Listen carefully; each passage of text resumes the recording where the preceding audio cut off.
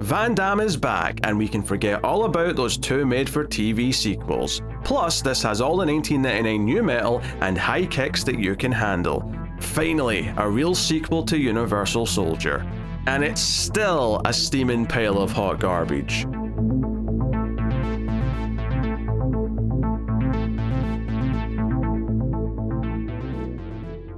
Welcome everyone to the Atomic Cinema Experiment. I am Peter, and joining me as always is David. I come in peace. This is a science fiction movie podcast. We get together and talk about sci-fi movies. It's that simple. And today we're returning to a franchise that we've been very slowly chipping our way through for the last year and a half. Today is the fourth entry in said franchise, and that is Universal Soldier: The Return. So there was the original film that most people, or well, if you've heard of the franchise, it'll be the original film you probably heard of. Right. There was two direct-to-TV sequels made without Van Damme or anyone else involved, really. And then we have this film from 1999, which is just after those two movies, because those two TV movies were 1998. This is 1999, and it is a theatrical release, TriStar Pictures, which, by the way, I was so nostalgic for the TriStar intro when it played at the start of this movie. I was like, oh man, I missed this music. And like, I don't know, Sony just sort of merged it with Columbia, and then it just became Columbia again, and then it's just it just went away. It's just a shame. But regardless, this was a real movie in theaters, and that which is more than the last two movies, so that's worth mentioning. We will start spoiler free, of course, as we always do. We'll give you a warning before we get to spoilers. If you care about them for Universal Soldier 4, that's up to you. But like, subscribe, all the usual things, and of course you can support everything over at Patreon or via YouTube membership and get bonuses, but I'll tell you more about that at the end of the episode. So yeah, this is about 9 years after the first film, although it's set a little bit further along than that. Yeah, I should have gave an exact time frame where you could like really figure it out from context clues, but it's set in this nondescript future. It's just a little bit later down the timeline where, of course, some time must have passed because of characters we meet along the way. Oh yeah, I mean, there's a spoiler to say Van Damme's got a daughter in this, and she's, assuming she wasn't born right after the first movie, she probably, a few years later, you have to assume it's about 15 years, give or take. Oh, okay, so to be clear, how old do you think the daughter is? Like 13? Yeah, no, that's how she looks, and I will give you that. But everything about the way she acts put her at like 7, if not younger. Like, it is weird. It's not the most egregious example of that I think we've encountered, even on either on this show or Collector's Cut. Actually, let's be honest, probably Extra Reels. We've encountered the case of, it's a 14-year-old, but they're pretending like they're 6 syndrome. Yes. So that's fair enough. But yes, this is Van Damme's back. That's the big thing here, is that Jean-Claude Van Damme is Luke Devereaux once again. We have Bill Goldberg, the wrestler, who is in here as a Universal Soldier. And we have Michael J. White, or Michael Jai White. I'm not sure how you pronounce the middle name. I've always said Jai, but I've never heard it. So either way. It's Jai, which makes me think Jai, but at the same time, that sounds like a weird thing to say, so I question it. But he's in here as well. Xander Berkeley's a popular character actor who pops up in a lot of things. He's in here too, in a small role. And then we have probably two. Well, there's a female lead, and then there's kind of another female character who seems like she might be a lead, like a co-lead, but then it just isn't after a certain point.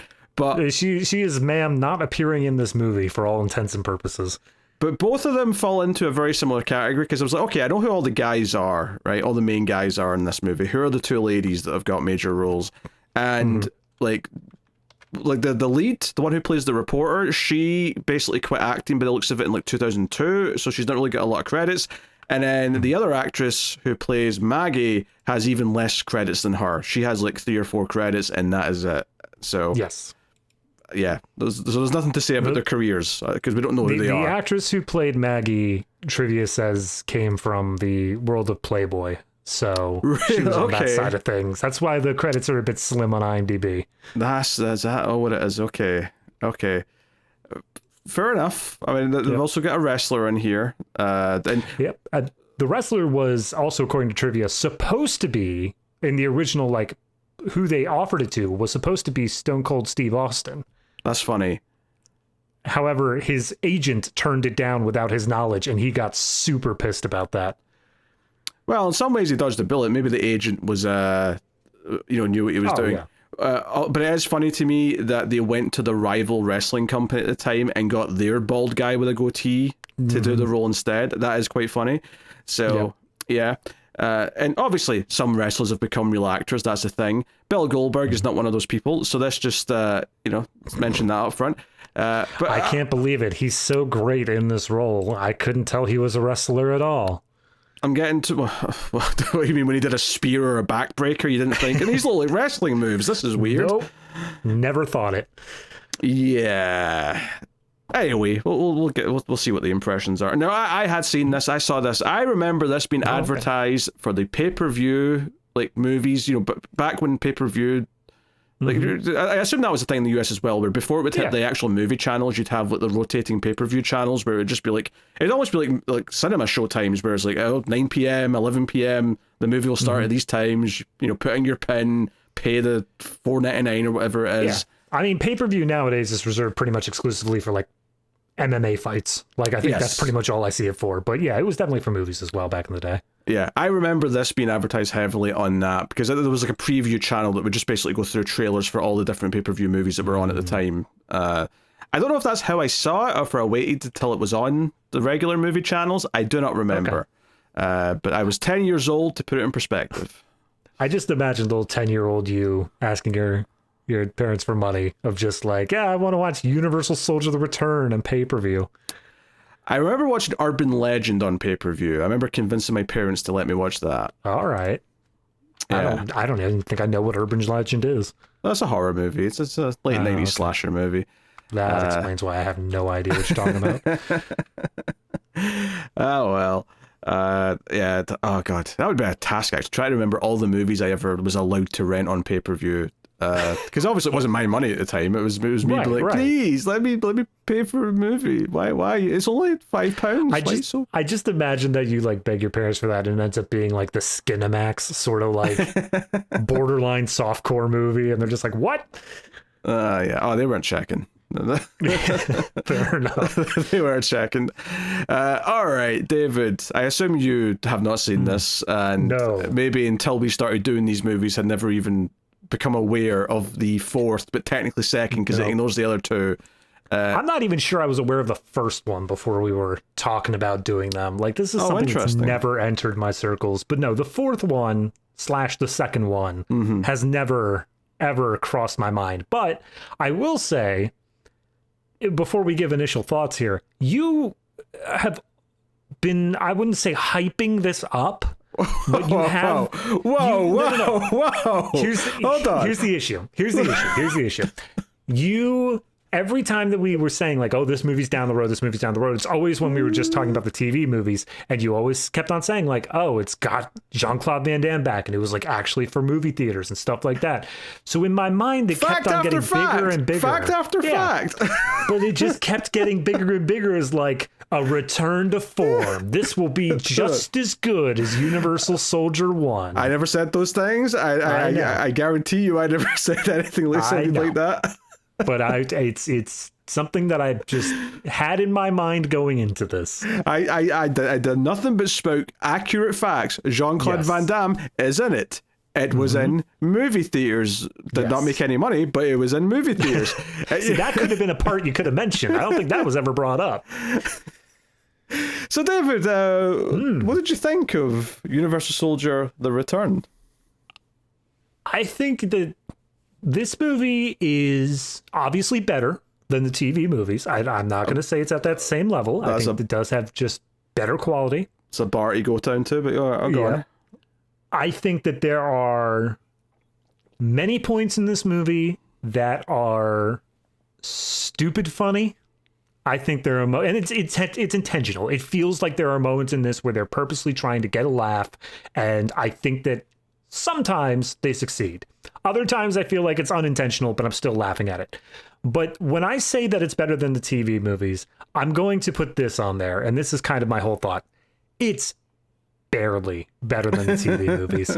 It's got better quality to it, barely. It has better acting, barely. Everything about this is just barely better than what we were getting out of those. Now, I will say, I think that the storyline is easier to follow. I think the TV movies were completely inept at getting me to understand what the hell was happening at any given point. However, without spoiling too much of it, I wouldn't even say it's a spoiler. This almost entirely throws out most of the mythology that I come to expect from the Universal Soldiers. Like everything about like, oh, they overheat and they've got like to keep that on them all the time or whatever. It's just gone. It's now just, no, we can just revive people from the dead and like, don't worry about it. I just love the sense. This disregards everything I've come to expect from the Universal Soldier mythology. It's just such a funny sense to me. I am deep in the lore, and it's thrown it all away. So, I mean, if we're talking about general sentiments, I'm going to say negative. I'm going to say don't waste your time with it. It's not worth it, but it's not the worst thing either. Yeah, I think what stuck out to me most of all watching this, and it's a bad movie. It's a very bad movie even.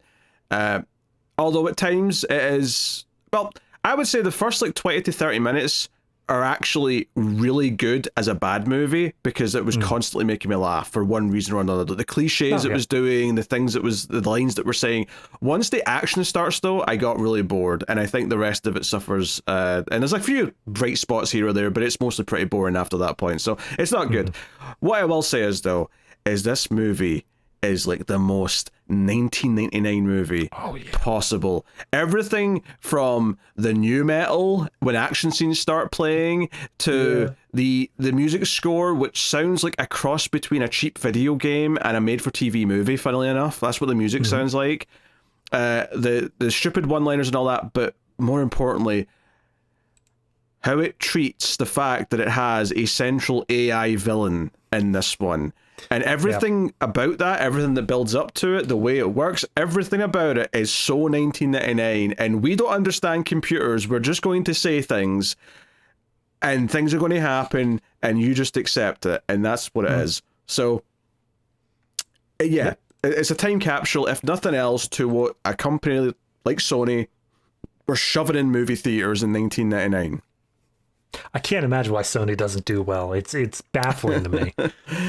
It's something. It's something. I mean, obviously, it's nice to see Van Damme, but it's not like, you know, he's got much to work with here. Although, on the subject of Luke Devereaux, because I don't think it's too much to talk about this here at this juncture, is this movie obviously ignores the made-for-TV movies, but it is, it does acknowledge the original film, right, in a couple of small ways.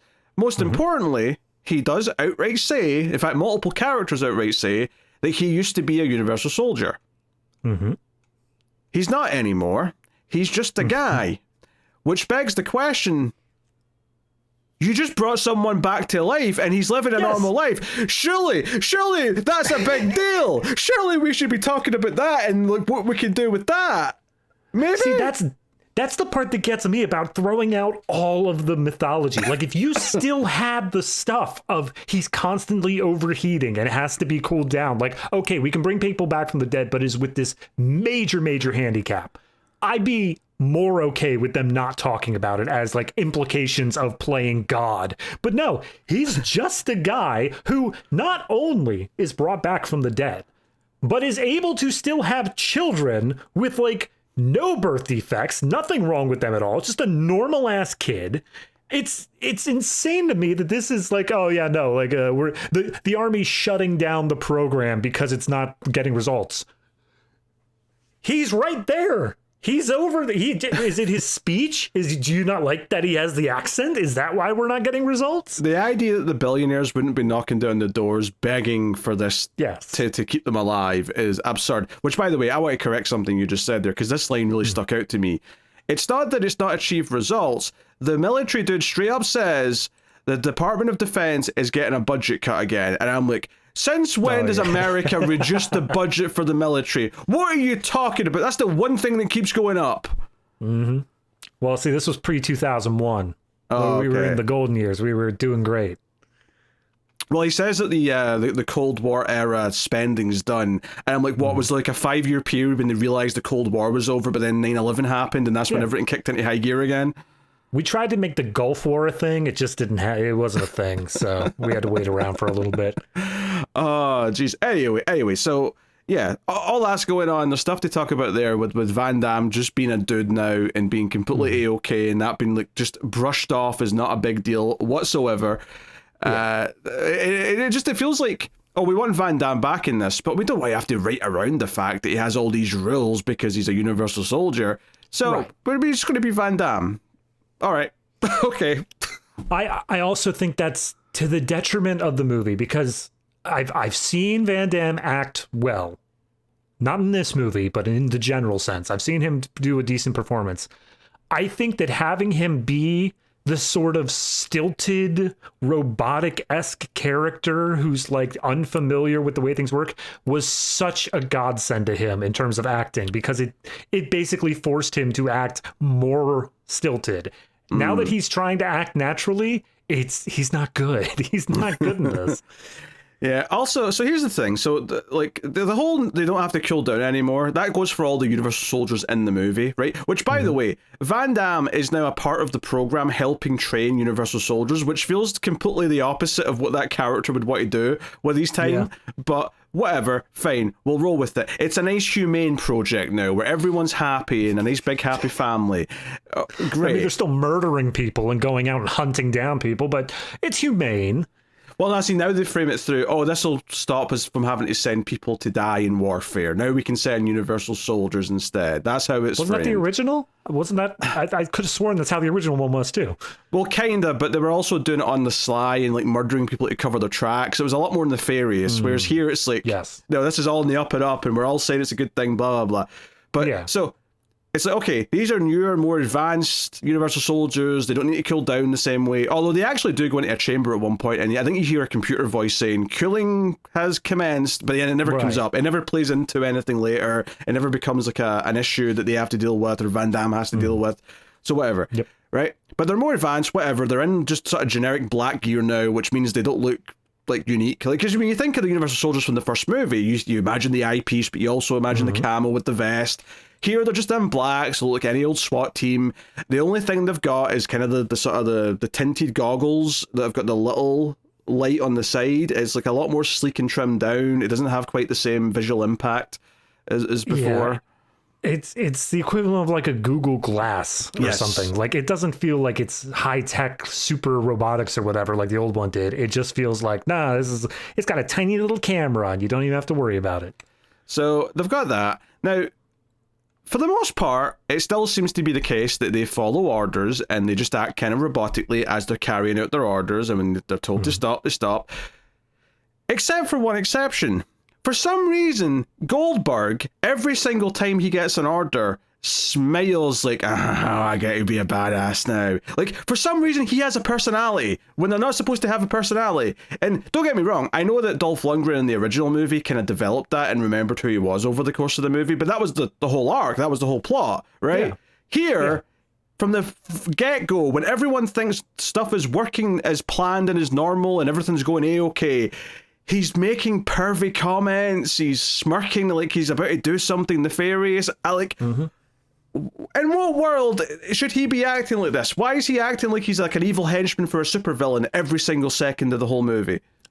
I think this movie, if you didn't know that the original Universal Soldier program existed, this movie does nothing to tell you that these people are under any level of computer programming. It feels to me like they are just generic soldiers who will listen to whoever the person in command is.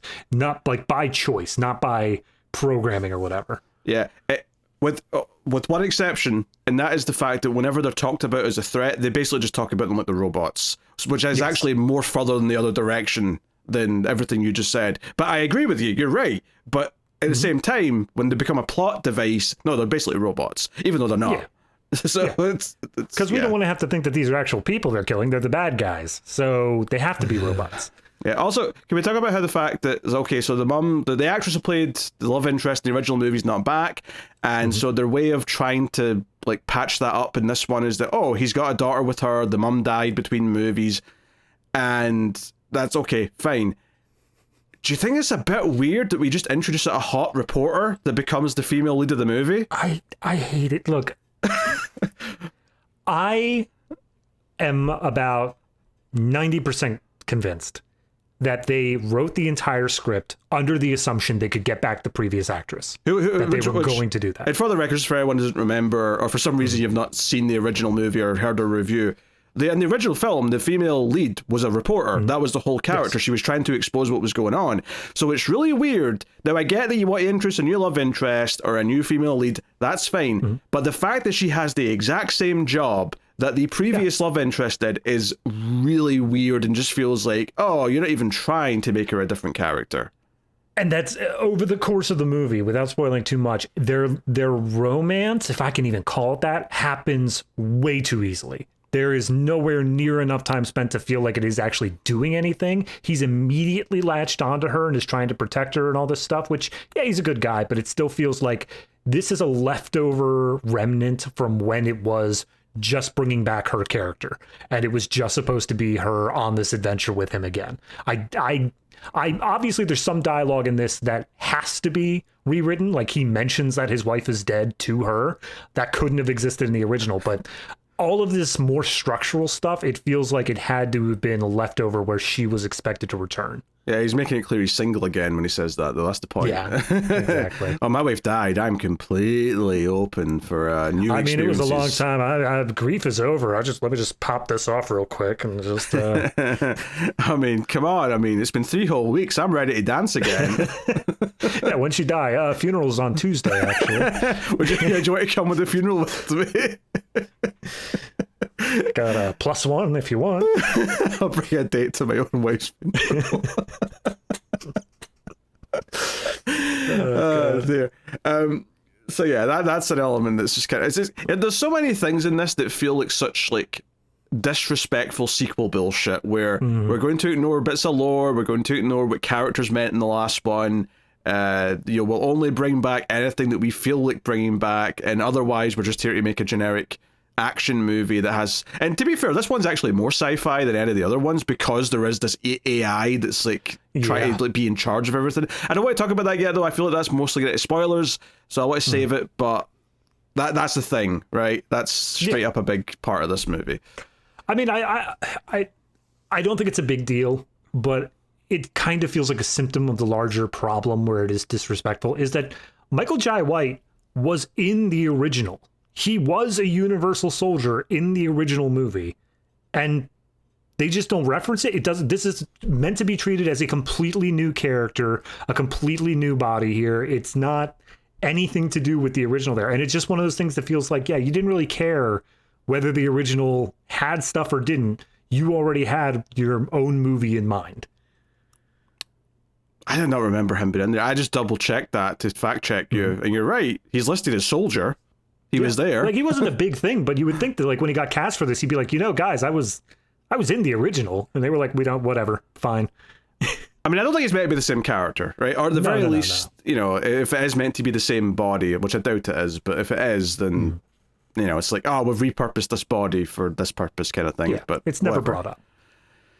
Yeah, maybe they thought that was like, that's like a homage to the original because we brought someone who was there that has become slightly bigger since then. So we'll you're homaging the wrong parts. Then you are doing the wrong things. Yeah, weird. Because at one point Van Damme has like a little Nam flashback to scenes from the original, and it just felt so out of place. Where I'm like, it's so weird. Like, this movie barely feels like it's connected to that first one outside of these references that feel honestly a little bit forced at points because it just feels so different. And it's wild because it's not actually that much later in time. It's like 91 to 99. It's like, that's nothing really. Yeah. But it feels so different. And that's the other part of I get not wanting to have like a 9-year-old kid running around, but if they were going in a real time sort of time between the movies is how much time passed. This kid should be like 6, and she acts like she's 6. She's running around wearing overalls and has pigtails, and she's saying daddy, but she's 15. Like, she looks 15, and it's weird. Yeah, that's fair. I can't argue with it. So yeah, the movie's full of like bad one-liners. It's full of excessive explosions that don't really add anything. Disregards some characters that feel like they should have been a bigger deal. And there's just like various little gratuitous things like, hey, we're going to set a scene at a strip club just for the sake of lots of boobs in the background for 5 minutes. They really like their boob shots in this movie. They make them happen, not even naturally. They're just like, yeah, no, now the female lead's changing her shirt in the back of a van, and we're just gonna hold on that for a while. Yeah, we're going to put them in the awkward situation of like him being distracted and looking at her when he's not supposed to, and like, oh, the meet cute's happening. Look at that. Plus, also the movie feels very small in the sense that it revolves heavily around one building. They do leave for a little bit in the back half of the film, but it feels like we keep coming back to this one building, which isn't inherently a bad thing. Die Hard's all set in one building, doesn't feel small, but this movie feels a bit small. It kind of feels a little bit like you scale down some of the visual effects, perhaps, and some of the stunts, and this could actually be the plot of a TV movie. It doesn't feel like it's like aiming for that much, right? It feels much smaller in scope than even just the original film. Well, to make the Die Hard comparison, Die Hard, you view the core setting of that movie as the singular room, like the room where all the hostages are kept, and like that part of the building. Whereas what makes it feel bigger is as we start to explore the rest of the building, as we get up to the roof, as we do whatever else here. This one, the core is the whole building. We begin with that as the already there. So as we continue to spend more and more time there, it doesn't feel like we're expanding. It just feels like we keep going around the same areas over and over and over again. And a lot of generic looking, just kind of like vaguely industrial part of the building. There's not really much going on. You've got your one main sort of sci-fi area in the middle. It's a bunch of hexagonal glass rooms. Straight out of The Exorcist 2, Heretic. If you've not seen that, you won't know what I'm referencing.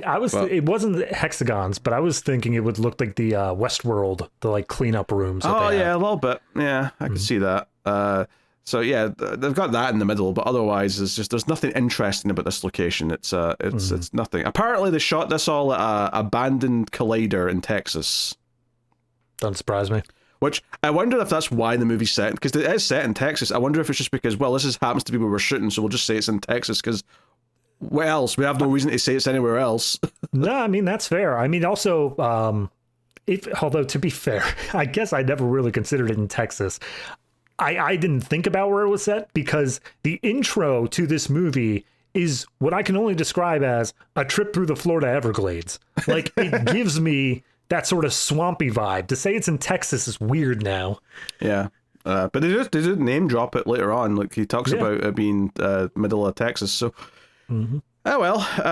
Okay, I think we're about ready to go into spoilers then, so we can start really tearing it apart more than anything else. But yeah, not very good. In fact, it's actually really bad. But it's kind of like really bad, and at least to a point, and kind of like interesting time capsule. If you happen to catch this on cable when you were like a kid, you might get a little bit of nostalgia here or there. That said, though, I still thought like the back half of the movie was boring as shit, so it's not like it can sustain it throughout either. I agree. I think on the whole the back half is incredibly bland and boring. However, the very final fight of this movie, I thought it crossed over into so dumb territory that I couldn't help myself but just laugh like constantly. So I will say, at least it may have broken my brain, but it gets there. Yes, there's also an atrocious visual effect in the end of that final fight, which will be discussed. So, all right, spoilers for Universal Soldier: The Return. You have been warned. We're going to get into it.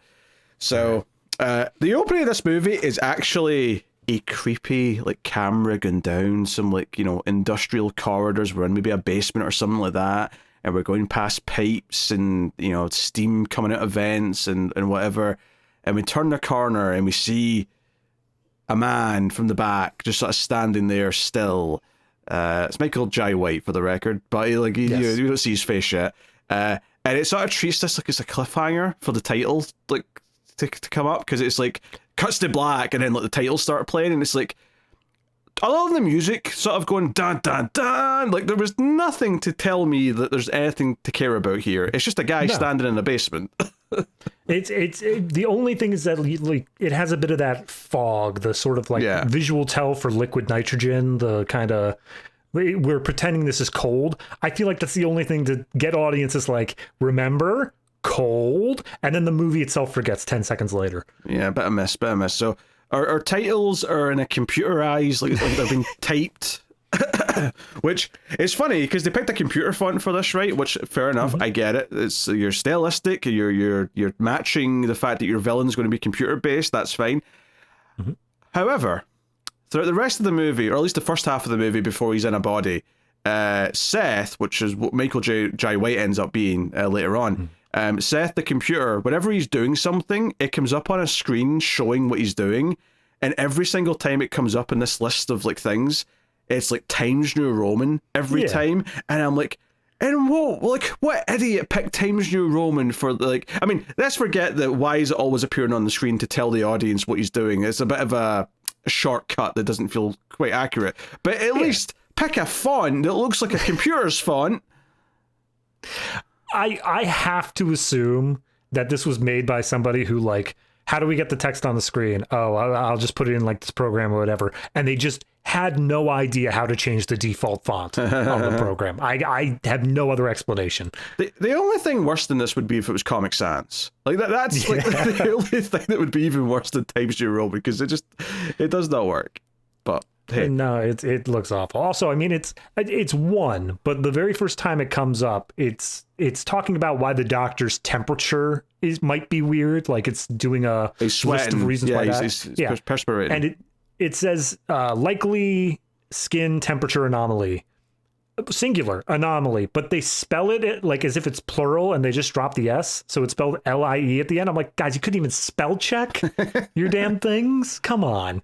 Hey, we've seen how wrong AI gets stuff these days. This might be accurate in a lot of ways. Yeah. Which is more concerning because as we get introduced to Seth, he's a teacher for the daughter. He's like acting as a homeschool style teacher.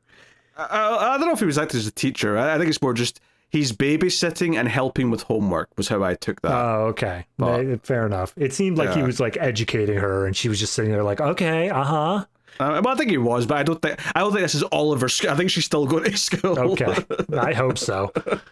Yeah. The opening of the movie after the titles, though, is a jet ski chase. Van Damme and our apparently Playboy bunny, Maggie, are on a jet ski, and they're being chased by Universal soldiers, and there's new metal playing. It's like dun dun dun dun dun dun dun dun dun dun, dun just going. Honestly, I was mostly fine with this chase. The music was weird, but like I was like, okay, if this is the vibe we're setting, and they did some cool little stunts of like jumping from like the jet ski to a boat, and it was going all right up until the moment where they kick a guy off the boat, and then he starts like water skiing behind the boat on his feet. On his feet. He's just holding onto a rope, and they're like, okay. And I'm like, yeah, why did we do this? This feels out of place. I believe the line was, "This guy's good. Too good." Yeah, exactly. So weird. Oh dear. Yeah. I honestly, maybe it was my memory, but I kind of felt the entire time, or maybe it's just because I remembered that Van Damme was training them. I'm like, oh, this is a training exercise. But I don't know, was that obvious to you when you were watching this? No, it wasn't obvious to me. No. But when they end up getting chased onto land and they're in the forest, this is where like Bill Goldberg shows up, right? And he ties up Maggie and rips open her shirt and looks at her bra, and he's like, oh. And then when he hits Van Damme away from him, and he's like, oh, now we've got time, all the time we need. And I'm like, I got you for 3 minutes. Like 3 minutes of playtime. And then it's like, wait, why is this, like, did you program like him to say this because you want to simulate a specific type of scenario? Or like, because if not, why aren't you all concerned that he's acting this way? Why isn't Maggie going to the boss after this, going to Xander Berkeley and saying, by the way, he's a bit pervy, maybe we should do something about that? again, this is the problem if you're going to make a sequel and you ditch all of your previous lore. And that's like, you can do that. You can say like, oh, these are the new Universal Soldiers and they're done more humanely and they don't have the heat problems, whatever. But just throw in a line of saying like, and they maintain their original personalities, or something like that. Yeah, but none of the rest of them do. Every other one acts robotic the entire time. It's just Goldberg. And I can't even say it's his acting that's the problem. Not that he's good. I mean, let's be that clear. I'm not saying that. No. But clearly he was told to emote. He was told to smile. He was told to act skeevy. And he does. Yeah. Like, see if they'd just done something where, when he goes to grab her, like her shirt accidentally rips or something, and it's showing that he gets distracted, like, he's still got some fire in there where he's like, boobs, and it's like he's distracted by it. That would be telling you, he's being activated, like he's some neurons are firing in his brain, and he's like, yes, sex. I remember that. That was great. But no, I mean, you're right. Yeah, it would do anything for the character, but what they chose to do was that same sort of thing, but just for villain. Like, that's what they were going towards. It's like, no, in real life, this dude was a war criminal, is what they're going for. Yeah, he's already a villain. He plays the role like he's the henchman to a supervillain the entire time. Even before any of that starts happening, he already acts like that. It's really weird and makes no goddamn sense. And like, you could have at any point here fixed it. If you had, after this training exercise, Luke goes to his like manager or whatever, the guy who's actually in charge of stuff, and said like, I don't think that Goldberg should be on the crew, some weird stuff's going on, but they say we need him because he's like the special muscle or something, he's got that new experimental thing. You could just say gibberish and I'd be like, as long as they have a reason, so be it. But there's nothing. They treat him like, yep, good old Goldberg doing that thing Goldberg do. Yeah, the best you get is that, yeah, I heard he was an asshole before he died. Well, it's not improved his personality. Moving on. Like, yeah, is that not a concern? Is that not a concern that someone unhinged is part of this team, maybe? No, guess not. As long as he was big and can get resurrected. I want to know what war he fought in. How long has he been dead?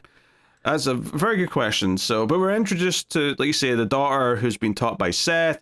And of course, for Seth, we have this big circular screen. And inside that screen, we've got the Tesseract cube floating in space that's all firing with lights to show that he's thinking.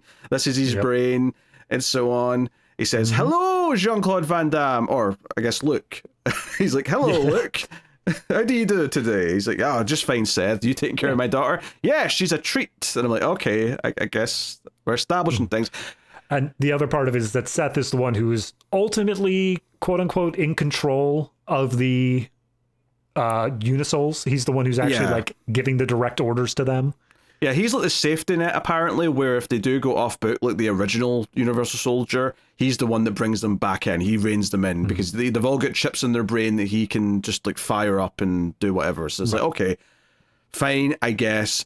But we get the meeting with the military dude who's saying that the Department of Defense budget's being cut and that they're cutting Universal Soldier because, the whole idea of reanimating dead soldiers is just, it's a bit uncomfortable. The brass don't like it. And Van Damme's like, yeah, it'd be a shame to stop sending innocent men to their death in war, which... Instead, we can send the same men over and over and over. That sounds much more reasonable. I feel like he has a point, but... Yeah, I mean, I don't know. Maybe just straight up robots would be better. I was gonna say, like, why do we like? You're saying at this point this idea of like, oh no, we didn't want to spend normal humans in there, so we're gonna send in these Unisouls. It's like, okay, well, why not just send like as much as drone strikes are still a bad thing?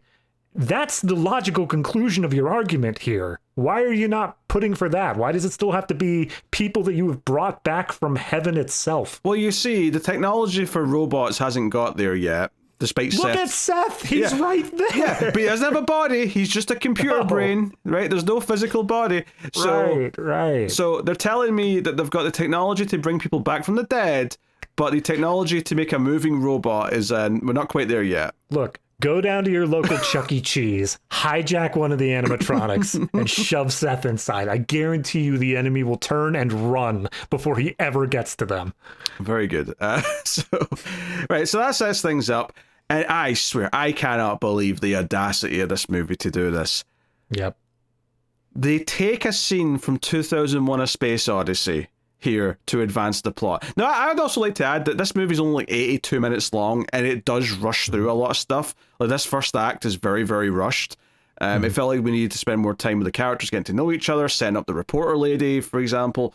But regardless, it does get moving, and it gets moving because Seth is lip reading the conversation that Xander Berkeley and the military guy are having behind the glass, and knows that they're going to shut down the program, which makes him obviously want to protect himself, and that's why he starts doing shady computery things in the middle of the night by changing the chips that are in all the Universal Soldiers' heads and turning off safety protocols. Like, he's just immediately is like, okay, well, I'm the uprising starts now then. It's time for me to fight back. And that sets their plot in motion. Yeah. No, it's so quick. We're at like 15 minutes into this movie, and so much of it is spent on like the action scene in the beginning. Honestly, the opening credits take forever as well. Like, it's there's nothing to Seth at this point. We've had one scene of them interacting and just giving him responsibilities. We don't pick up on anything larger than he's an AI. And maybe that's the point. Maybe they're saying like, oh yeah, you know, he was always just this tool to be used. There's nothing deeper to see until it became time for him to rebel. But then once he rebels, he becomes like a three-dimensional character. It's not all logic and self-protection or anything. He becomes so much deeper of like, no, revenge and anger and all these other things. This world is chaos, and we're going to sort out the chaos because we're superior. Right. I'm better than a man. I'm better than a machine. I'm superior to everything. I'm Michael Jai White. God damn it.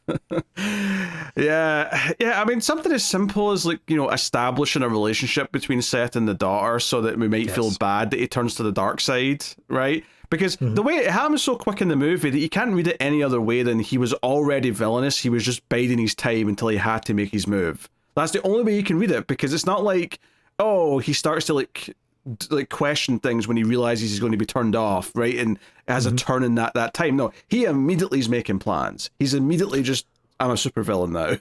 Yeah, I can easily tell you where I would fix this. This is a super easy thing for both things simultaneously. One, go back to the moment where it looks like he's about to get a little bit creepy, or not Seth, but Goldberg, where he's about to get creepy with Maggie.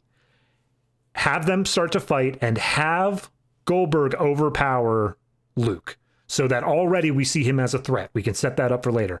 Have Luke call in on like a radio or something and say, Seth, shut him down. And that shows A, Seth is in control of this. B, he has a good relationship with Luke. They trust each other here. And C, it sets up Goldberg later on to be this thing that can actually be a threat to Luke, because every other point in this movie shows that he is absolutely taking the fall constantly, and there's no reason he should ever be a threat.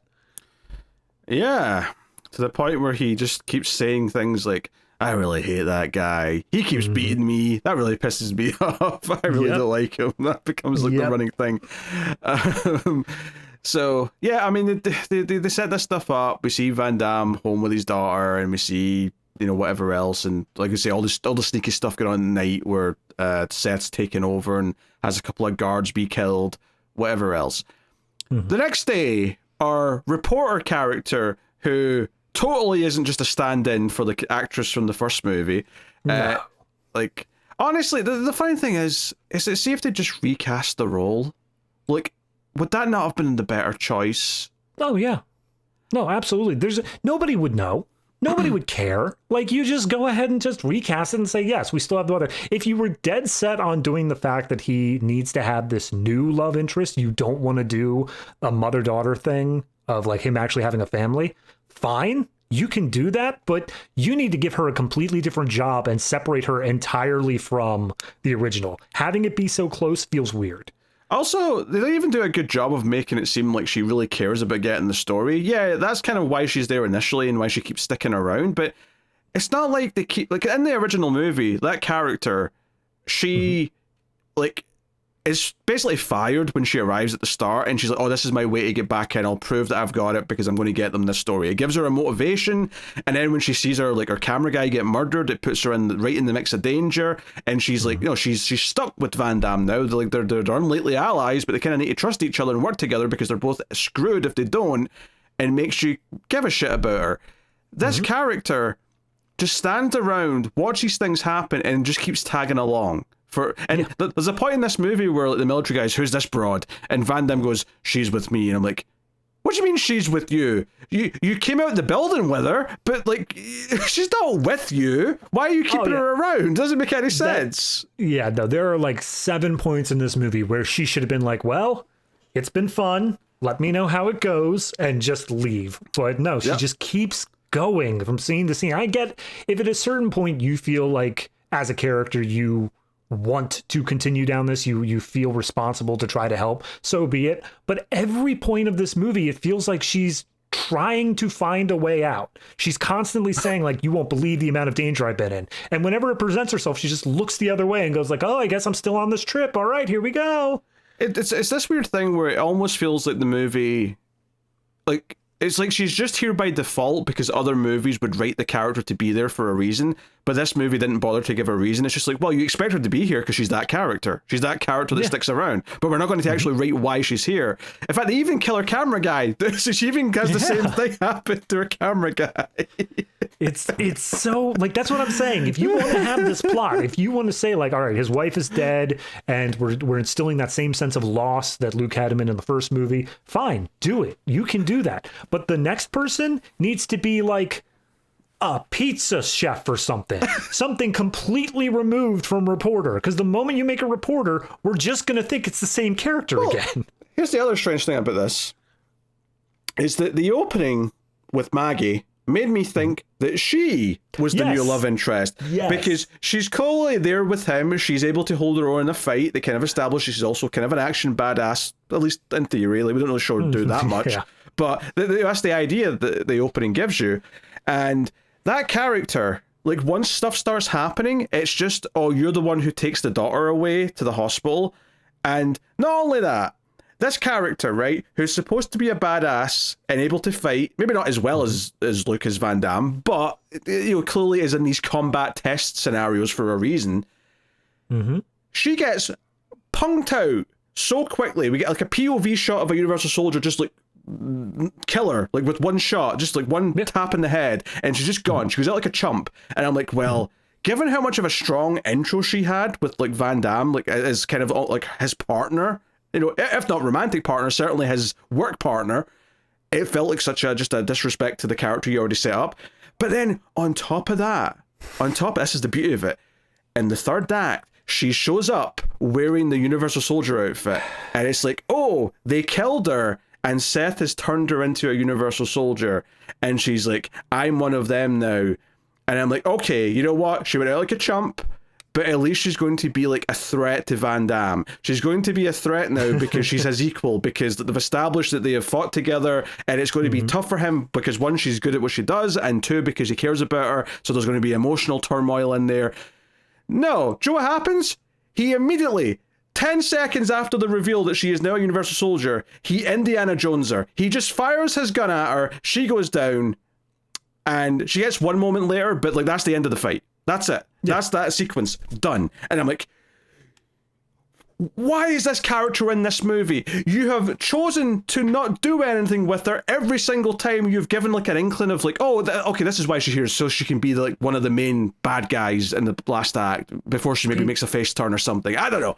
No. You're right. And I hate everything about everything in that plot. But what gets me the most about what I think is the little cherry on top of this shit sundae is that during that last bit where she comes in and she has that final moment of redemption, because this whole movie, there's been like this thing against Romeo, which is Goldberg, and her. She ends up being the one that takes him out.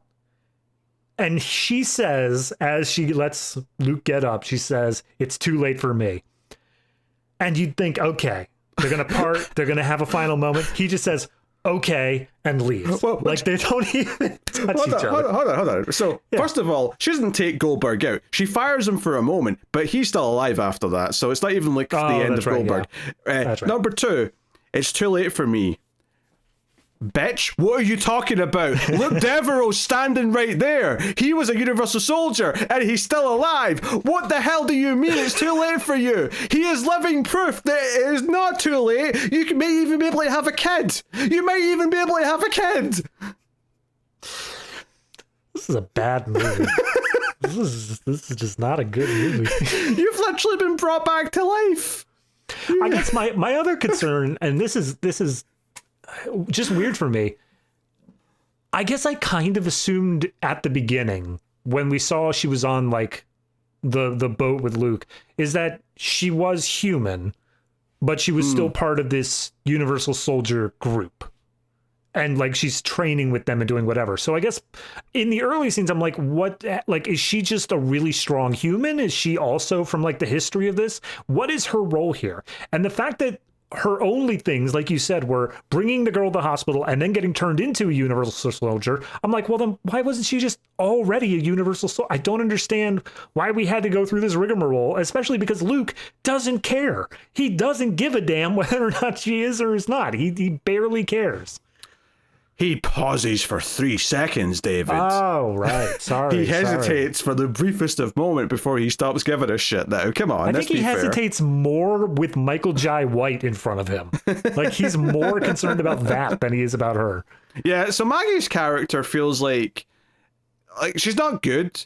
But I think the sad part is that you can easily see how she could have been a good character. There's like potential there just from the breadcrumbs that they started with of like, oh, you can see how she could become like the secondary badass, and like maybe whilst Van Damme's fighting the main villain, she could fight Goldberg or something. She'll be the other cool character. Yeah. But as soon it's actually really funny because as soon as they introduce Erin, the reporter, the other female lead, up until that point, Maggie was the female lead, but as soon as Erin's introduced, no, you go away now, right? We're all going to focus on her now, and every single thing's going to be about her. You're gone. Yep. So it's pathetic. Yeah, it's really bad, and maybe part of the reason is because they knew they were casting someone who was just in Playboy and wasn't actually an actor, so they thought, well, we can't give her too much to do. I'm like, well. Just cast a real actress maybe, right. or write a role that doesn't feel like you're just sidelining her after the first 10. Like give her like what? Why not just have her be in the strip club? You literally have a scene where there's nothing but strippers dancing around.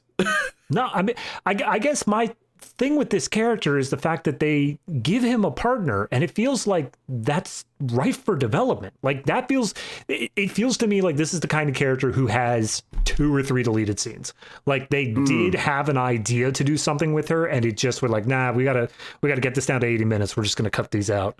Yeah, and even if it was ultimately going to be she's going to die to like be dramatic going into the third act or something like that, okay, that's fine as long as you actually like developed her and made her feel like she was holding her own until it was time to die. But no, none of that.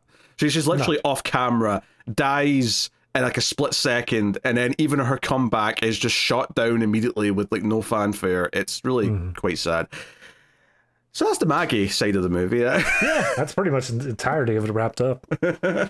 So the main plot kicks up, and I think the big thing that I really want to talk about, so it's one thing when they realize that Seth's up to no good, and they go to like flip some switches, and like the guy who goes to flip switches, like the circuit breakers all start zapping him, like they all start exploding as if like the electricity's like I rolled my eyes a little bit at that because I'm like, what? So Seth can just like make the switches all like explode?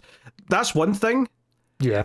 Then his screen starts shooting a laser beam, like lightning, at like someone to kill. Alexander Bertley gets a lightning bolt from like the screen that shows where his like weird cube brain is, and I'm like, why does that have magic lightning powers? Pete. Sorry, I need to jump in. When they started thinking like, oh no, Seth, are you good? Right before the fight starts. Yeah. They consult the screen and they're like, Seth, are you good? And he's like, yeah, I'm good. And they're like, oh, phew. Oh, yeah. What are you talking about that? I know where you're going with this. It forms a human hand on the screen. And it's, again, Times New Roman font. Forms a human hand. And it's like, on the other hand, and then it turns it around and sticks up the middle finger. And it's like, F you. It says F you. He has like a, aha, I'm a villain. Ha ha ha. As soon as it did that moment, I'm like, oh, we're in for a ride. If this is how they think their one-liners should be, we're in for a treat. It just, like, it's a dumb movie, and that's okay. But having like lightning zap out of a screen because the AI has that superpower, it's like, no. Show me that there's like a weapon somewhere that he activates because he has access to it on the data, on the the system or whatever. Like, that's fine. This is just supernatural. There's nothing here that isn't magical. This is just nonsense. So no, absolutely.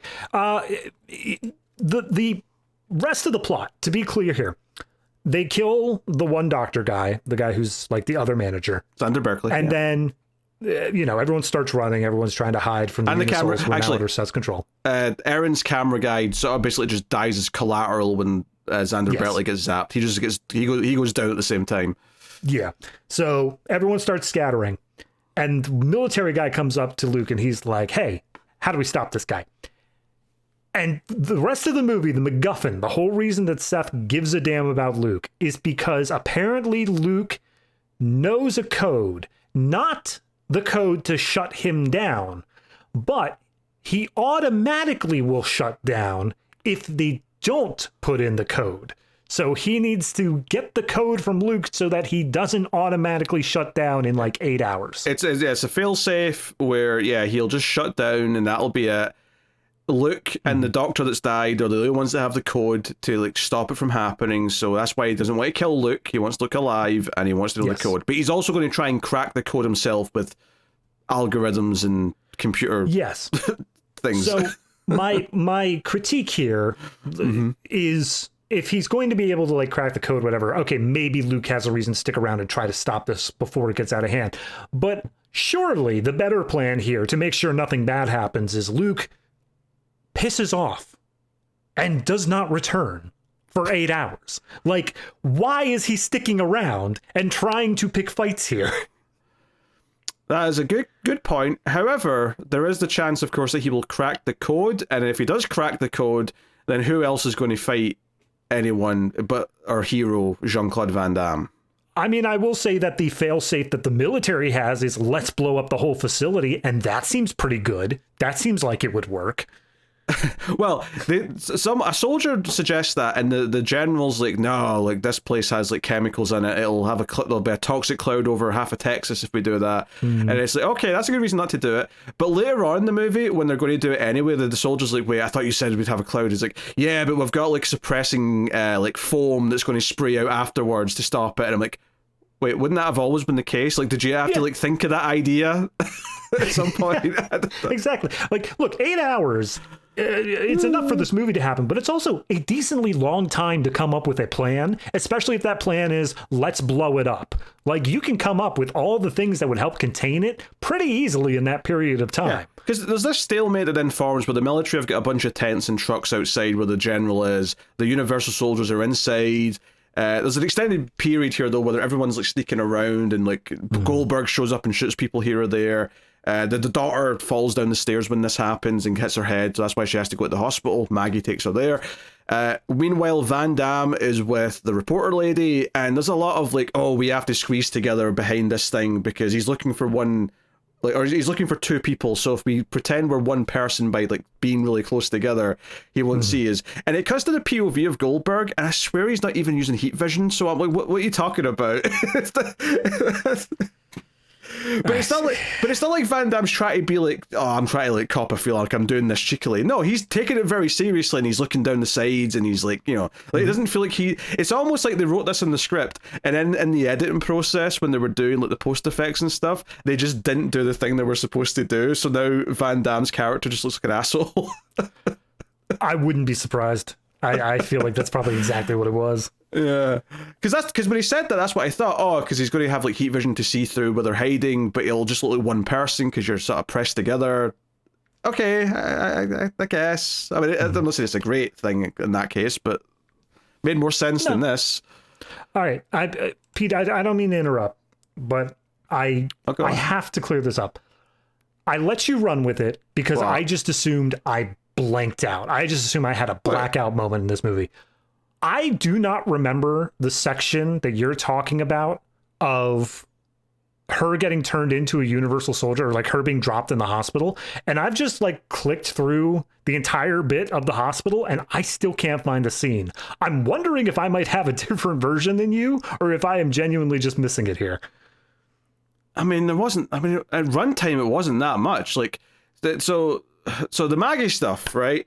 I thought you were about to correct me here, but you just didn't see it. No. All right. So the Maggie stuff is when with Michael J. White or Jai White first confronts Luke at the hacker's place. We see like a POV shot on the computer of Maggie getting hit by, I assume, a Universal Soldier, right? That's the death. Okay. No, in the moment, I didn't know it was a death. I didn't know it was a death until she shows up later as a Universal Soldier. But that's the moment she's got. Okay. I think that's it. I don't think I recognized that was Maggie on there. I think I just someone got dropped. Okay. All right. Fair enough. I did see that scene. Okay. And she showed up at the end in the suit, I assume. You saw that? Yes. Right, okay. Yeah, I saw that. And that's why I was just like, when did this happen? All of a sudden she was in the hospital saying, Luke, your daughter's going to need surgery. And then she's just here. God, it'd be a dire state of affairs if the extended director's cut was 82 minutes, which is what I watched. Oh, God. I would love to see an extended director's cut that boosted all the way up to like 84. Oh, geez, yeah. Just like one extra scene. So anyway, there's some chasing around, there's climbing up places, blah blah. Who gives a shit? The end of them getting out of the building though is that Van Damme makes her jump off the roof onto like a hay truck or something like that. It looks like it's filled with like shredded paper. Yeah, I don't know. They shred a lot of documents at this place or for whatever reason. Yeah, but she jumps off. It's a government building. Of course they shred documents. You want accountability? Well, I say she jumps. He pushes her gently off, and then he jumps off. And then, of course, like, you know, he dumps down into the driver's seat of the truck, and Goldberg is going to jump down because he's a Universal Soldier. Of course he can make this jump. So, like, this is kind of intentional, but at the same time, I think it's unintentional in a way because they obviously wanted a laugh.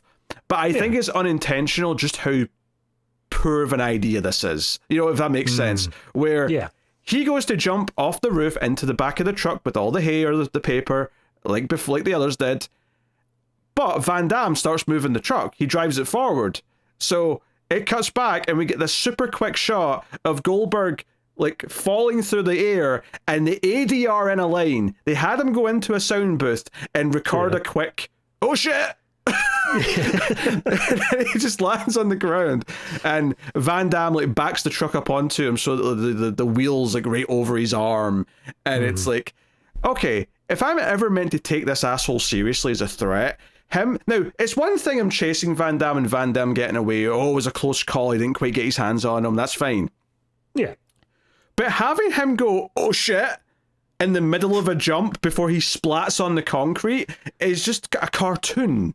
This was a terrible idea, you fools. I mean, I laughed, but... Well, that's the thing about this character, about Goldberg, is you have this initial scene, this first sequence where it's meant to feel like he's creepy and maybe like a little villainous. It never felt like he was overtly like terrifying, but he's supposed to feel like a bad guy. Even in that opening scene, though, there's a moment where he's like coming towards her for the first time, and he kind of like goes, he kind of grills at her. Yeah, and that's the thing is, I feel like this is simultaneously on the directing and the acting, where he's playing it up, but the directing is not trying to take him serious either. So at no point in any of the encounters does it feel like he's actually a threat. It always feels like he's meant to be this big guy who can be taken down to show that Luke is highly competent. But just to skip ahead to basically the end, he's essentially the thing at the end that is the biggest threat. Like, we take out Seth and he's still there. He's not the biggest threat. This is more akin to, like, we've dealt with Hans Gruber and then, like, long hair guy still pops up for one last little moment. That's more like that rather than he's the real threat. Fair enough. But he's at the end, he's meant to be viewed as a threat, something that can actually still take down Luke. And everything else in the movie is telling me, no, he should be taken out by a kick to the groin because that's all he's deserved this whole movie. No, you're right. You're right. So, anyway, they go to the military. This is where Van Damme's like, she's with me. And I'm like, she's just been by your side and you've had to save her and like keep her from like getting killed. And I don't know, like, why is she like, this is the point where you say, okay, you can go home now. Like you're done. And she's still like, when the general tries to throw her out later, she says, oh, you can't just throw the media around, you know, any way you want. Yeah, she's trying to go back onto that, oh, I'm doing a reporter story here. No, you aren't. You aren't doing anything here. Yeah, really weird. But the funny thing is, and I almost like skipped over this part because honestly, it's like the dullest part of the movie and it's all just like completely left my brain. But there's a whole section here, because this is not when we leave the building yet.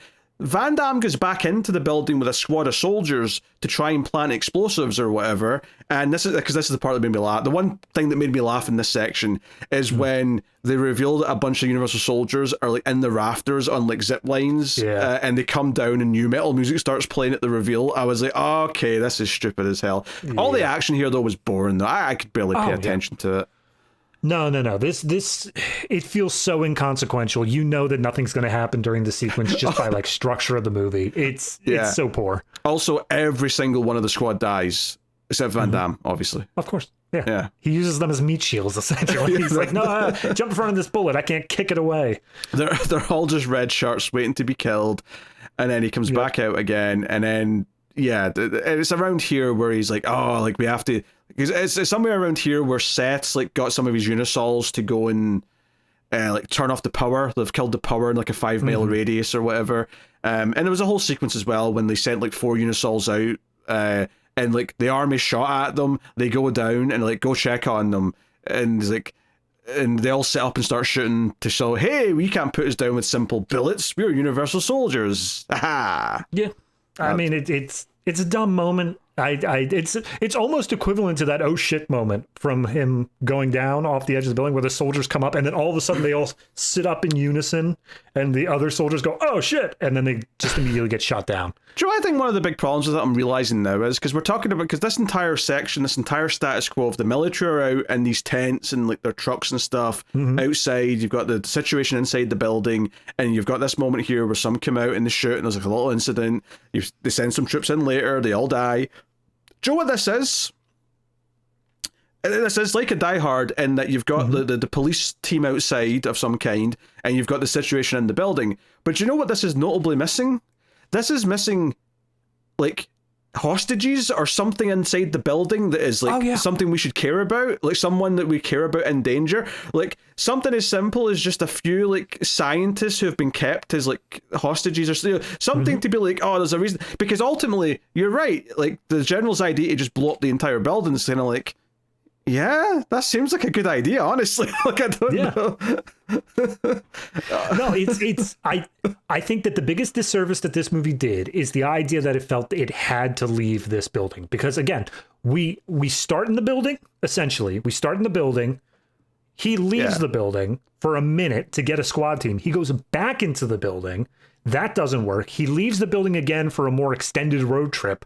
And then the movie ends going back into the building again. It wants to just stay in this building. So what you do is when the daughter gets injured, have Maggie hide her away somewhere in the building. And so it's this thing where, oh, the daughter's in there. I have to still find her while also dealing with Seth and all these other Unisols running around. Meanwhile, the military's on the outside threatening to blow the whole place up. Yeah, and actually, even better, you say that, oh, the military have already decided to blow it up, but it's going to take, say, 6 hours to get the right explosives or whatever in place. Yeah. So it gives that ticking time clock. And Van Damme's like, oh shit, I've got 6 hours to save my daughter from heavily hostile territory with all these super soldiers. There's your movie.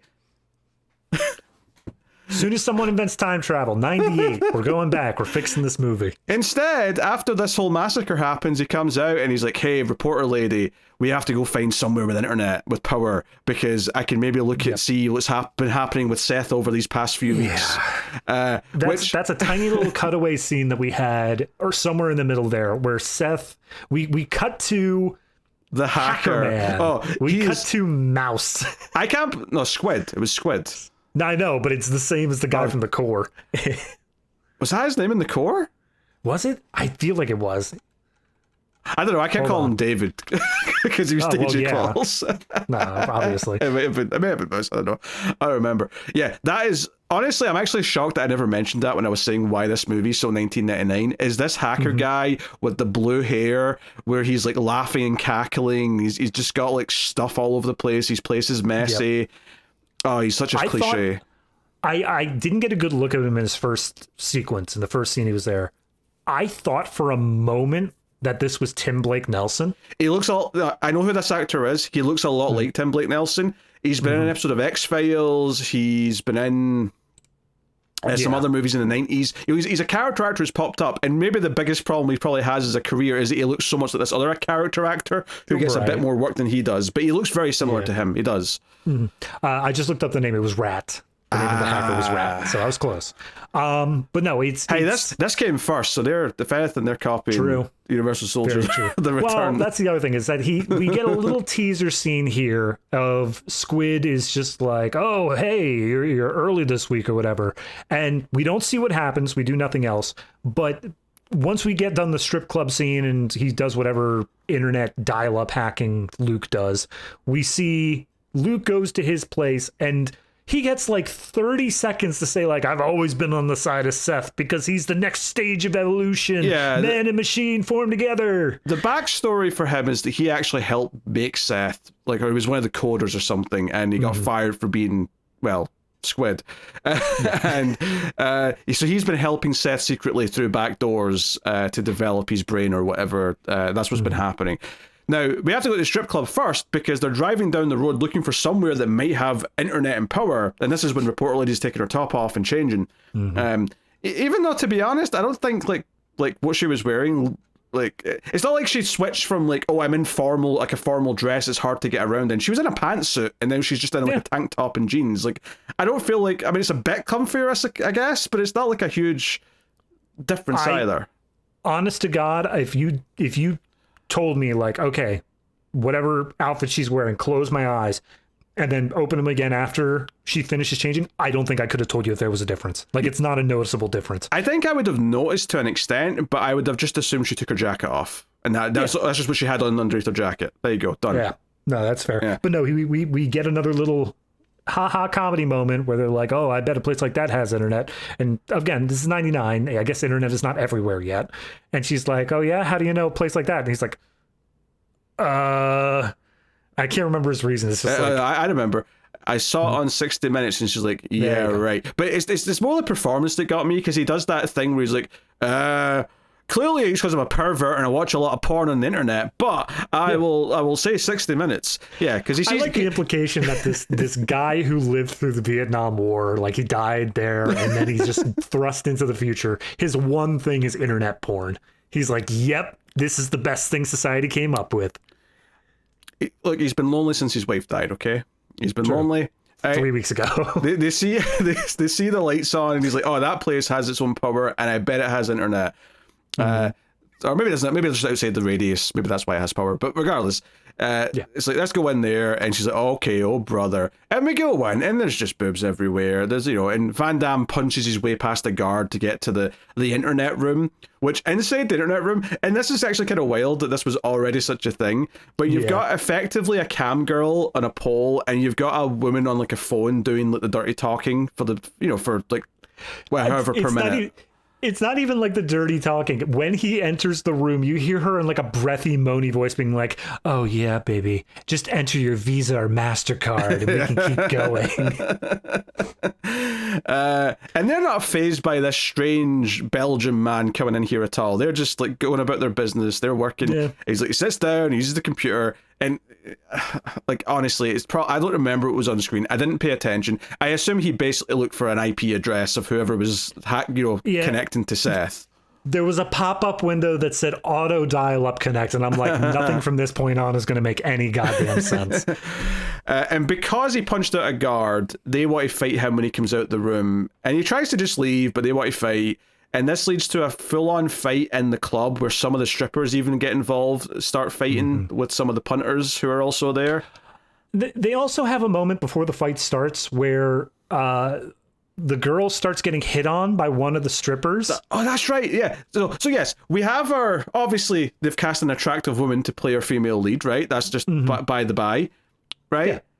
She's sitting at the bar, overwalks an equally attractive woman and says, would you like a lap dance on me? And she's like, I'm here with a man. And I'm like, I just This felt like a 12-year-old boy thought, oh, wouldn't it be funny if a hot babe asked her if she wanted a lap dance because she's in a strip club? Oh, wouldn't that be so sexy? But yeah, we get that little bit of like, oh, maybe girl on girl. Oh, that would be awesome. But then no, she just like, we intercut slightly as she's just recounting her day because the strip club person said something along the lines of like, oh, you just need to, you got to step outside your comfort zone or something like that. And she's like, you want to know what I've been through? What's going on here? This felt like, I mean, it probably wasn't good, but it feels like a segment got deleted here where there was like a middle portion of like, I don't know, like just more to the joke of her like describing some of the stuff she's been through, because we just get the tail end of it, her saying she was jumping in the back of a truck, and that's all we get. I feel like there must have been something more here of like, I don't know, the stripper like getting excited by it and be like, oh, that's so exciting, oh, you're so adventurous, or something, getting flirty. Something along like she's like playing along, she's just like nodding as if this is like all part of the game, and then the reporter says like, and then he died from a laser beam from an AI, and she's like, what? So, okay, off we race to Hacker Man's house to Squid, and they're talking to Squid, who's just like saying, yes, I would never betray my god. Seth is my god. He's the new god. And then, out of nowhere, Seth just appears from the shadows and snaps his neck because he knows too much or something. Yeah, to be clear to the audience, I don't think we ever actually said this. The reason that Seth contacted Squid was because Squid had access to the like bodies. That's right. Yeah, had a couple on storage, so he wanted a human body to get into. Seth is like, I gave him the best one I could find, Michael Jai White, and that's when he steps out. He also says that it's a body that's been enhanced with nanobots, so that his muscle strength is like 5 times more than anyone else and stuff like that. So it's like, all right. Yeah, no, when Seth is getting into the body, it specifically says, this is not a unisoul. This is a super soul. It is the next level of genetic engineering or whatever. So Seth kills him and says, hey, I want that code, Luke, or I will take someone from you that you care about. And for some reason, Jean-Claude Van Damme turns to look at reporter lady, at Erin, as if that's who he's talking about. And Michael Jai White has to be like, no, you dumb bitch. Of course I don't mean her. You just met her. I'm talking about your daughter, you idiot. And like, okay, now that I've seen the sequence of like Maggie getting knocked out, and it specifically has the camera focus on the daughter and saying like, oh no, there's the threat. That's what's happening. What? Because the next time we see it, there are no unisouls at the hospital. Like, the daughter is still laying there in bed perfectly fine, and it's not until Seth shows up and grabs the daughter that she's put in any danger. Yeah, the best I can say is that they sent a Unisoul here to kill Maggie, and then they're all just like standing around in guard waiting for Seth to come and get her personally for some reason, which actually is a second complaint here, because the first complaint I have about this is that Seth, after saying what his ultimatum is, like, hey, your daughter will be safe if you give me the code, you get to have your daughter and I get to exist, hey, everyone wins. For some reason, he just leaves the scene, and I'm like, Why are you just standing there demanding him to make the choice? Like, stand there and say, hey, give me the code right now, or your daughter dies. Why aren't you just doing that? Instead, he just leaves. Because he kicked Luke away, and Luke had the wind knocked out of him, and he knows that's going to take at least a few minutes for him to get back on his feet. So, well, yeah, but then like the footage plays of the hospital, but then there's a countdown timer, and I was like, is Seth trying to blow him up? Because that doesn't make any sense. He wants him alive. I have to assume Squid had like a self-destruct thing in case of his death or something. You put more thought into it than the people who made the movie did, because there's no way they cared. It does not make sense for Seth to want to blow this place up. Well, maybe to cover the tracks of the computer stuff, but like with Van Damme in it, doesn't make any sense given what his current goals are. And he even puts that out later on. He's like, you can't kill me. I have the codes in my head. And that's when Seth finally says like, okay, but I'm also working to crack the code. And I have a feeling I'm going to do that before the timer ends anyway, so no big deal. Yeah, so Van Damme rushes to the hospital. Reporter lady just waits outside because, we didn't want to have to choreograph where she was going to be in this scene. Precisely. So there's some running around the hospital and being like, oh no, my daughter's been taken. And where would he take her? He has to think about it. He took her back He took her back to the same building we've been in half the goddamn movie. That's where he's taking her. How many other sets do we have? None? Well, I guess we're going back to the strip club? No, not that one? All right. That's Big what he building wants. then. He's hoping for the strip club. For some reason, they all went to the strip club next. Who knows why. It's the only place with power and a walk-in freezer, because now we're going to talk about the hot cold thing. Oh dear. So this is us like ramping up to the finale of the movie, really, you know, getting back to the building. And because again, this is where they try and do the ticking time clock thing a little bit, where the general's like, no, we're going to blow it up, and reporter lady's like, no, you can, like the girl's in there and Luke's going after her. And he's like, but what, you know, he's already had chances to try this, blah blah. She has fully committed to him now. I think even before they go in, they share a kiss. I think that's where it's like, okay, we've cinched our romance. We have now become a couple, and it doesn't feel like it. It just feels like it's thrown in here because this is what has to happen in these movies at this point. It's time for the final showdown, so it's time for the kiss. That's all it is. There's nothing's actually propelled this. And I think the best thing about this, and there's a few movies that actually I think are guilty of this, but this has like a trope from movies where it's about a dad saving a daughter, usually, where at the end, the female lead of the movie who's helped him along the way. I'm thinking of Commando more than anything else right now. But like he saves the daughter, they come out, and like, you know, and at the end of this movie in particular, like he's hugging his daughter, and Erin, the reporter, comes up and like joins in the hug, and it becomes like a three-way hug, like a family. And all I'm thinking is like, the daughter's probably thinking, who is this bitch? Like, because the daughter doesn't know who this is. Well, which maybe just further points out that maybe originally this was supposed to just be the character from the first movie, and it was actually her mum.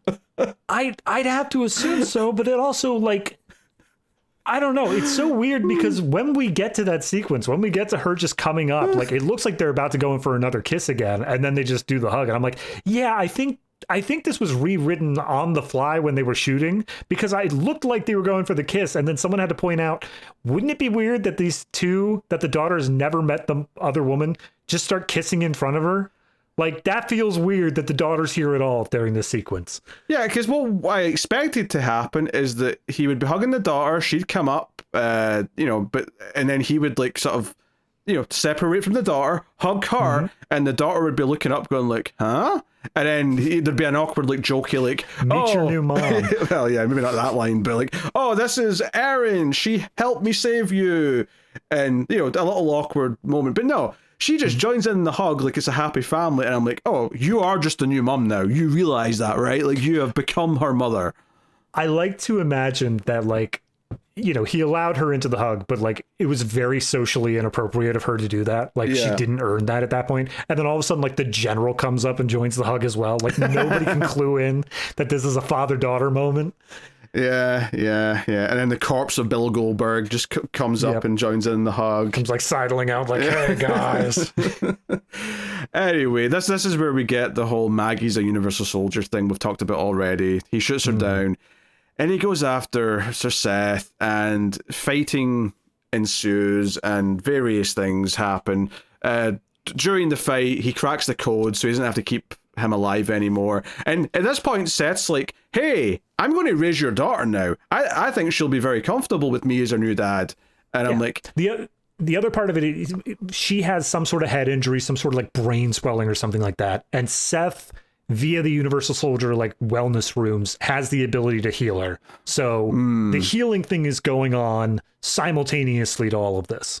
Yes, and they're just throwing each other through all the glass windows of all of this, all these hexagon rooms, right? They're just going through window after window, left and right, as you will. Look, I know that Jean-Claude Van Damme's whole thing is kicking. I get it. I understand, but there is a certain turning point in this move, like during this fight scene, where they just don't stop kicking. They're picking up chairs with their feet and throwing them with their feet. They're doing spin kicks. They're doing high kicks. And I'm just looking at them holding up their arms and thinking, throw a goddamn punch. What are you doing? Yeah. Michael Jai White's throwing some kicks as well, actually, to be fair. I think it's probably fair to point out as well is that in the original Universal Soldier, like, Luke Devereaux wasn't as, like, oh, he's a martial artist who knows all these fancy kicks. I'm sure he did a couple of kicks, but they never tried to portray him as like, oh, he's this martial arts expert. He's meant to be a soldier from Nam, and that's what he is. Here it feels like, no, he's just doing what Van Damme does in all of his other movies. He's just going to be this expert kicker because that's what he's known for. So. I'm literally watching it right now. I see one punch has been thrown in the past like 2 minutes, but they've been fighting constantly. It's all footwork, and it gets to just an absurd point. But no, the fight finally ends. And again, just throwing out all of the, you could talk about the special effects, but the fight finally ends when Michael Jai White's like, you can't shoot me with that gun. It's not going to do anything. I can just heal from it. I'm totally going to be fine. And he's like pushed back into this other separate room. And Jean-Claude realizes that he's standing right in between these big tanks of liquid nitrogen. So he shoots out the controls. It all explodes onto him. And then he literally steps out and strikes a pose as he's freezing solid. And then, Peter... Well, there's time for one more kick, isn't there? One more kick that shatters him into 1,000 pieces. And the freezing effect itself looked like garbage, first of all. The shattering of the frozen body was laughable. Laughably bad.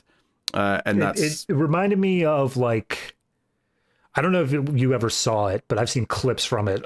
Spawn, the live action movie they made, the CGI in that was just god-awful. Spawn? You mean Spawn starring Michael Jai White? That Spawn? Oh, that's right. He was in that, wasn't he? I forgot he was the man behind that. Yeah. Oof. He's not in good special effects movies. Indeed. And then there's the final confrontation with Goldberg where Maggie like shoots him instead of Luke. And like, hey, it's too late for me, Luke. Yeah, right. I think it might have been during the hospital scene. One of the Goldberg scenes is when he does like a backbreaker. He does like a drop on the knee. He's fighting some guards. By the way, these orderlies at the hospital are all muscly men, so that this looks like a proper fight. It was really funny how like 3 guys came out and they're all built like tanks. I want that exact same fight sequence, but replace one of them with like a small Latino woman. I want the same exact fight, but I want that. I mean, honestly, there wasn't much to talk about there, but he fights a bunch of guards, and there's another close call with Luke where he says, oh, I really hate that. I think he gets kicked out a window and falls outside. No, he gets kicked out a window, and they once again ADR him with an, ah!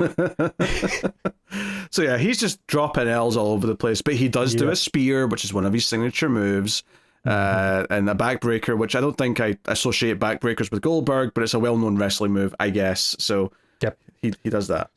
So during all of this, during the fight scene, the military like pushes the button. They're like, okay, we're going to do it. We're going to blow up the building. But it turns out that Seth, at some point in the middle of this, disabled the electronics. Which is fine, because when this was brought up to him before the fight started with Van Damme, he's like, oh, I'm not worried about their explosives. So it does imply that he has done something to make that not a priority. That's cool. Yes. However, just because Seth is out does not mean, for some goddamn reason, that all of the Unisouls are not still evil.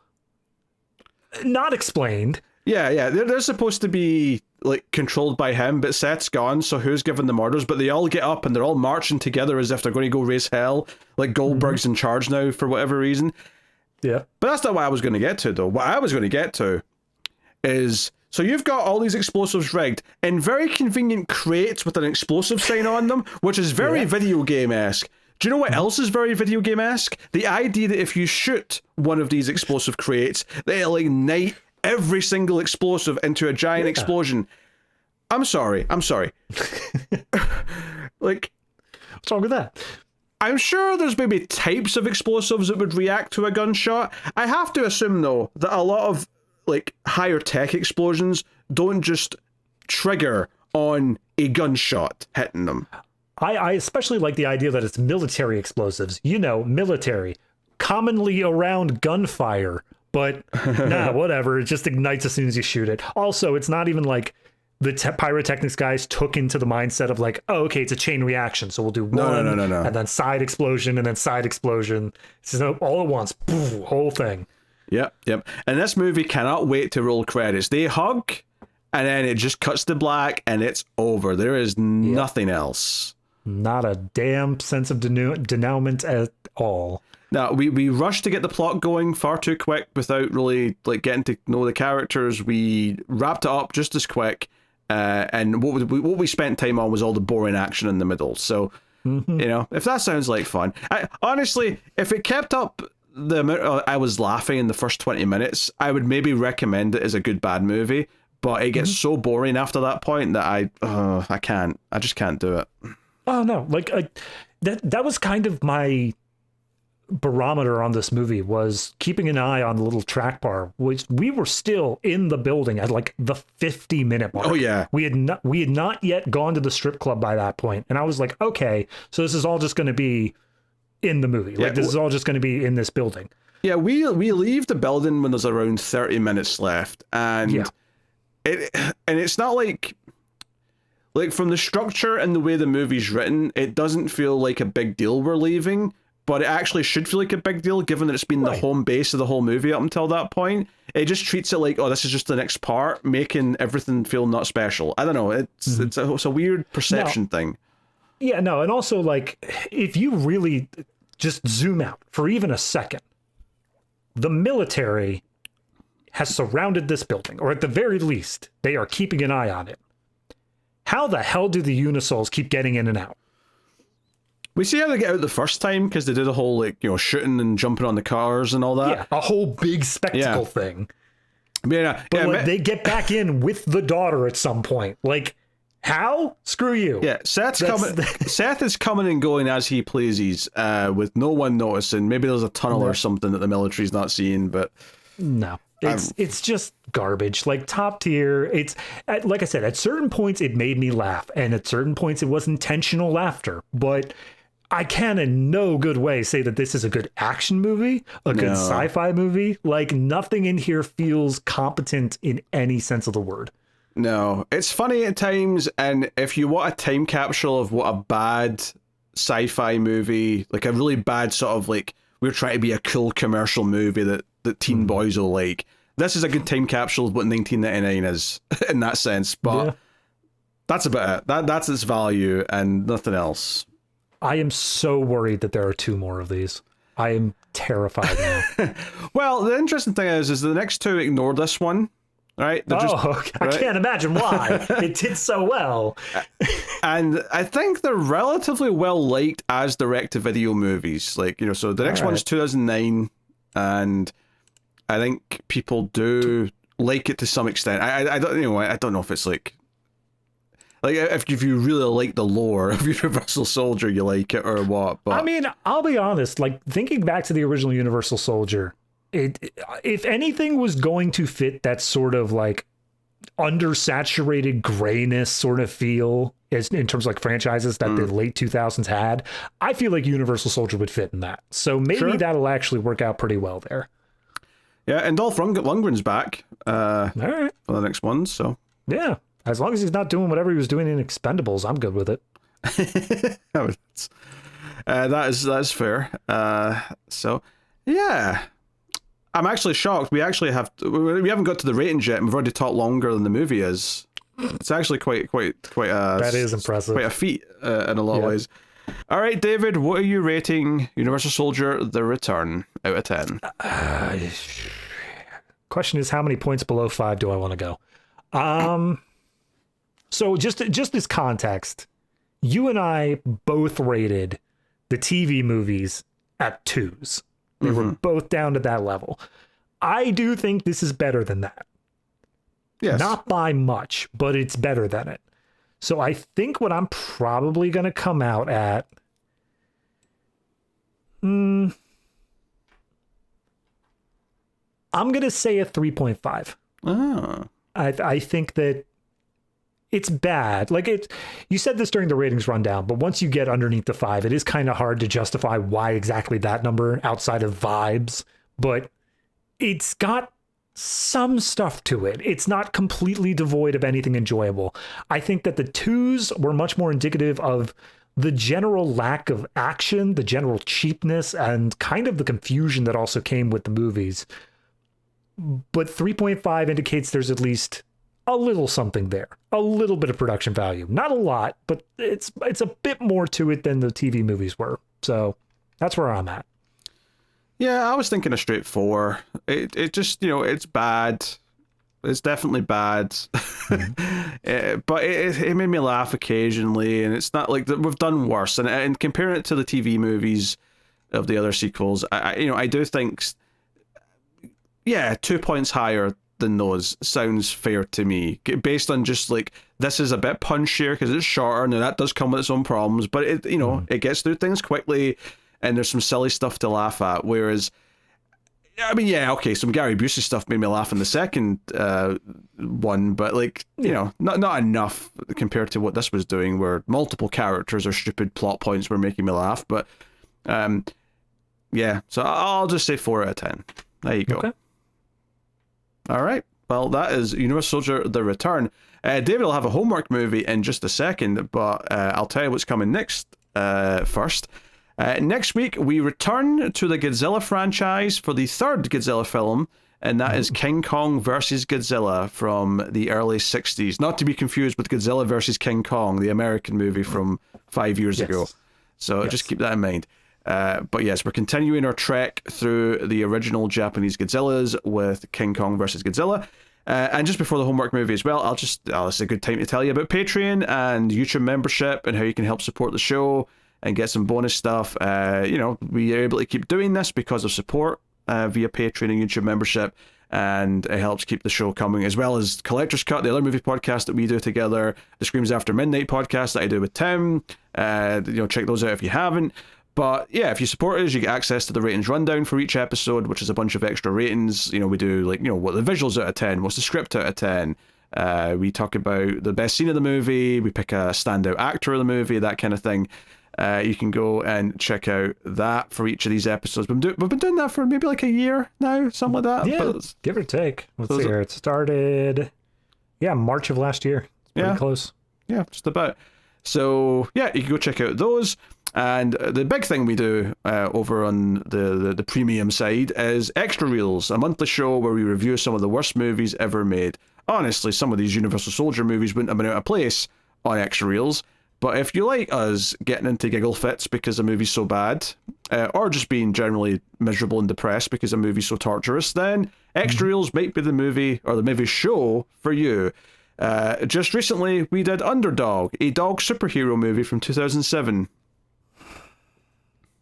Yep. That's what you're getting. We've done some classic bad movies. We have found some deep cuts. We've done a variety of things, and it keeps on going, unfortunately. But you can get that over via Patreon or YouTube membership. Thank you very much to everyone who already supports us. So yes, David every week goes back and watches a movie that we did on the show before he joined, so he can catch up eventually. David, what was this week's homework movie?